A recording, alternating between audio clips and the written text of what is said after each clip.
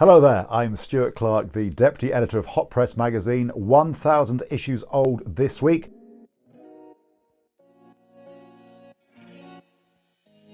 It's fair to say that Hot Press has never shied away from controversy. When we started in 1977, there were two kind of blueprints. One was the music magazine, the NME, and the other was Rolling Stone in America. And the editor, Niall Stokes, had seen Rolling Stone launch in the late 60s on the back of the civil rights movement and the Vietnam War, and felt there were some comparable civil rights issues here, for instance, in relation to bodily autonomy. Just a very basic thing, you couldn't get contraceptives in 1977 unless you went to your family GP and argued your case. No one had really started talking in print about the awful church abuse scandals. There was no divorce. We had the major thing on both sides of the border of the Troubles. And Hot Press were the first magazine to sit down with paramilitaries from either side of the sectarian divide.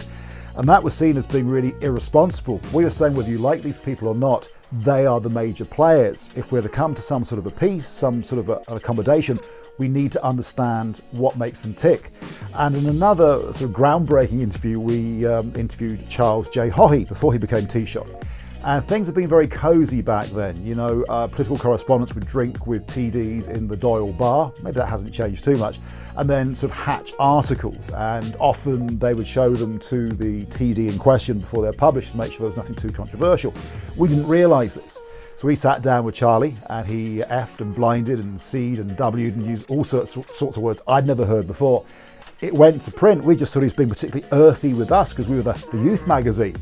And the first day it came out, the Fianna Fáil press office was on saying, "What have you done? You've killed his political career, stone dead." And for a while it was seen as a suicide letter. Basically, that was the description used.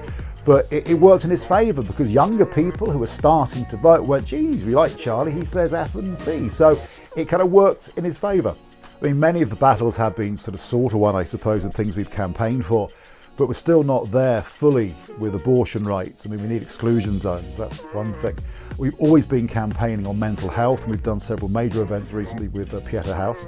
The obscenity of homelessness and the health system here have to be dealt with, and the obscenity of, on average, one drug overdose every single day, when this can be sorted out, as it has done in Portugal, by simply decriminalising.